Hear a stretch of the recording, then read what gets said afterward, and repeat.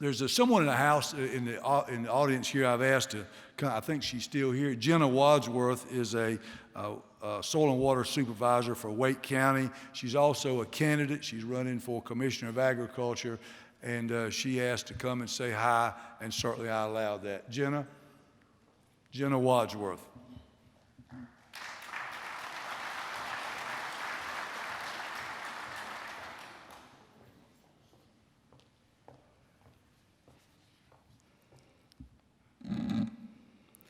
Good morning, y'all. Oh, I like that. My name is Jenna Wadsworth, and I am running to be your next North Carolina Commissioner of Agriculture. First, I want to thank Larry Wooten for his tireless service on behalf of both this organization and all of our farm families. Leadership matters, and we've had a great leader in Larry. I've only known Farm Bureau through the lens of his leadership, and I, for one, am proud to be a member of this organization. Secondly, I want to thank all fellow members, staff, and agents who help carry out the mission of Farm Bureau and who make possible the ability to advocate for policies that truly make a difference to our agricultural community day in and day out. Today, I want to tell you a little bit about who I am and what we can achieve together in this state and in this industry that means so much to all of us. I'm currently the Vice Chair of the Wake County Soil and Water Conservation District Board of Supervisors, a role that I've been humbled to serve in the past 9 years, since together with the voters of Wake County, I made history in 2010 when I became the youngest woman ever elected to political office in the history of North Carolina. Since then, I've spent every day trying to make voters and constituents proud so that they can actually believe in the power of their elected representatives to advocate on their behalf and fight for policies that make a difference in their lives. Now, when you hear Wake County, you may not always think about agriculture, but there are still 700 farmers who call our county home. And I'm proud of the work that I have done to support farmland preservation, especially with mounting development pressures. And I've authored the county's agribusiness and economic development plan, which works to make sure our producers get their products to market. As a supervisor, I've voted to provide financial assistance to landowners and land users who qualify for technical assistance necessary to protect both water quality, to properly manage agricultural resources, install BMPs, and conserve the county's natural resources and wildlife. With my leadership, the district has secured its first ever conservation easement, and there have been many more since, protecting farmland, a vital resource that all too often we no longer prioritize. I'm a graduate of the North Carolina School of Science and Mathematics in Durham and NC State University. Go Wolfpack! I am the co-founder of a training ground for young leaders called New Leaders Council North Carolina. I'm the founder and managing partner of a small business. I've volunteered with the State Department and USAID to better diplomatic relationships with leaders from over 45 nations across the globe, resulting in my recent appointment to the North Carolina chapter of the U.S. Global Leaders Council. But by far, my most meaningful role has been as a farmer. To truly understand the depth of my passion for serving in public office, we have to go back to where it all started. I was born in Raleigh and have long considered Wake County home, but I grew up on a dusty dirt road in Johnston County on my grandparents' farm, where we raised or grew 7 of our state's top commodities: hogs, cows, chickens, corn, cotton, tobacco, and soybeans. I can still remember afternoons spent picking up pecans and shelling snap peas on my granny's back porch. And I still remember the day that my father made me climb up on our Farmall 100 and he taught me how to run rows. Now, he and I still argue about how straight those rows were, but that's another story. My grandfather had a 3rd grade education, but he knew the value of land, and he was blessed with a healthy dose of common sense.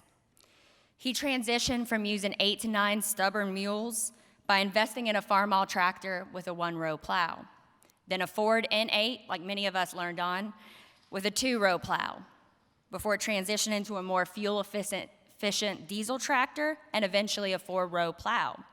allowing him to farm more land quicker, more efficiently, and faster than his neighbors could. He wasn't afraid to innovate. And we may not have used that term at that time, but that's precisely what he did and what so many of us do growing up in farming. But Hurricane Hazel took everything from him. And once he got it back, years later, 2 of his tobacco barns caught on fire. Thankfully, he was home at the time, and he rushed to move equipment out from under the barn, but there were 4 500-gallon LP gas tanks sitting next to those buildings, and 2 of them exploded. Every fire truck available within a 25-mile radius rushed to be able to work to fight this blaze that eventually took down that year's crop. He, like so many others at the time, had hedged his bets, and he didn't have any coverage. $75,000 worth of losses later, I'm sure he would have been grateful for the help of Farm Bureau at that time. He was just getting back on his feet when Hurricane Fran came along, which had led to down fences and cattle that ran free, and it was just all so defeating. After he died, I was truly inspired by the strength and raw determination of my grandmother, who worked to keep our family farm afloat and watched as she mentored a new generation of young farmers, not just in me, but in all of my cousins as well. And it's from those experiences and countless others that I learned early on the value of hard work and the importance of the family farm in putting food on our tables and clothes on our backs. Farmers have long stood at the forefront of conservation, carefully preserving our natural resources, engaging in a long-term relationship with our land so that it can be productive for years to come. Not only because their pocketbooks depended upon it, but because their health and the well-being of those who they fed and employed were counting on them too. And frankly, that's just because that's who farmers are. They're the salt of the earth. And that's who I am too. Someone you can depend upon to fight tirelessly for what is right and what is fair, even when it is difficult. Now, despite the years that have passed, my grandparents' story is not unlike the one many farmers today share, the one that many of you in this room probably share. And while we're facing an increased number of farm bankruptcies and a rising rate of suicide amongst farmers, storms are getting worse and more frequent. There's increased unpredictability in the federal level when it comes to commodity pricing and tariffs. And as always, there's a low profit margin that makes a drought or a low crop yield all the more dangerous to ensuring long-term success. But we don't go into this business to get rich. But right now, we are an industry that is standing on the precipice of our future. And before we take a step into the abyss, we must decide what we want that future to look like. Do we want it to be bold? Do we want it to be transformative, restorative, and innovative? And I think that we have to say yes to that vision, because the issues of today require us to address them with an absolute sense of urgency. And all too often, government is reactive rather than proactive, but it doesn't have to be. It's okay for us to ask more from the people whom we are asking to lead us into the future. We've got to innovate, and we've got to look to new markets and opportunities for our farmers. When we look at the future of agriculture in North Carolina, that future largely no longer includes tobacco, at least not in the way that it used to. It's time to give hemp the attention it deserves and steward that opportunity appropriately, while also being open-minded about investing in previously non-traditional markets and opportunities. Rather unfortunately, the hog farm lawsuits down east have resulted in a tarnished image of our industry for those folks who are living in urban centers. We must work to repair this relationship, because the reality is that these people who call Raleigh and Durham and Charlotte home, well, they are our consumers.